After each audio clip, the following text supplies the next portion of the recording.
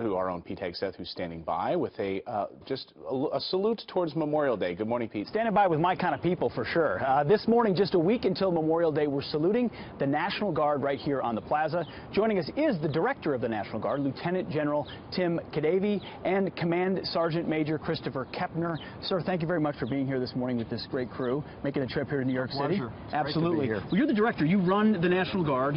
So much going on. You've got a vision for the future of how this fighting force. I was a member of the National Guard before, so it's near and dear to my heart. What's your vision for this organization? Well, thanks so much for having us here today.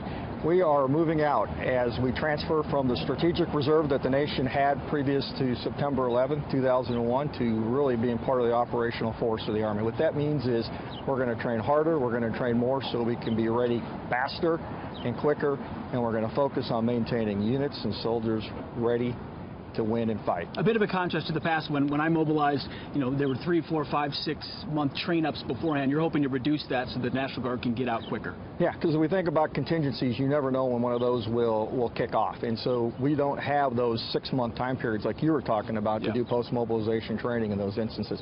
So we are sending units to the National Training Center. Your former unit, the 1st of the 34th, did a tremendous job out there last year. So we're going to continue to do that, and we're investing in those things that make our soldiers better and more ready for the nation, both abroad and here, because we are the Army National Guard. Absolutely. We have a homeland mission as well. Command Sergeant Major, you were recently overseas. You were in Egypt in the Sinai Peninsula, a mission a lot of Americans probably aren't even aware of.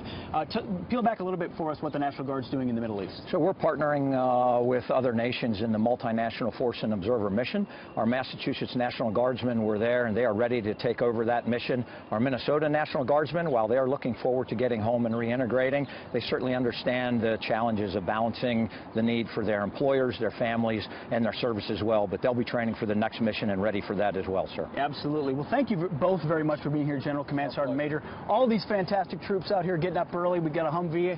I think I'm going to take a ride in that later on. These are New York's best, New York Army National Guard. New York Army National Guard. I was part of the Fighting 69th here in the city as well. On duty here, protecting your transportation hubs. Ooh. Absolutely. Guys, I'm with the best out here. I may not come back inside to join you guys, but you guys are awesome too. You are. Pete, please thank them all for their service. Love having them here this morning.